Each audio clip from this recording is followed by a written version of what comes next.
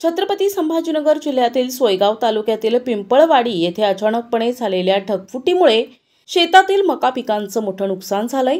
या आसमानी संकटामुळे शेतकरी हवालदिल झाले असून शासनाकडून तातडीनं मदत आणि नुकसान भरपाई देण्याची मागणी करत आहेत। छत्रपती संभाजीनगर जिल्ह्यातील सोयगाव तालुक्यात 22 सप्टेंबरला सकाळी 7 वाजण्याच्या सुमारास अचानक ढगफुटी झाली। या ढगफुटीमुळे शेतात पाणी शिरले आणि पाण्याचा प्रवाह इतका वेगवान होता की अनेक उभी पिकं जमीनदोस्त होऊन वाहून गेली, तर काही पाण्याच्या प्रवाहानं तुटून पडली।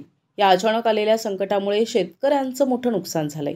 अनेक शेतकऱ्यांनी आपली व्यथा मांडताना शासनानं आणि प्रशासनानं याची लवकरात लवकर दखल घेऊन त्यांना त्वरित पीक नुकसान भरपाई द्यावी अशी मागणी केली आहे।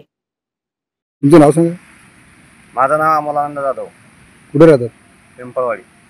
काय प्रकार कशाने नुकसान झाले तुमची मक्काची एवढी? आज सकाळी 7:30च्या आसपास ढगफुटी झाली।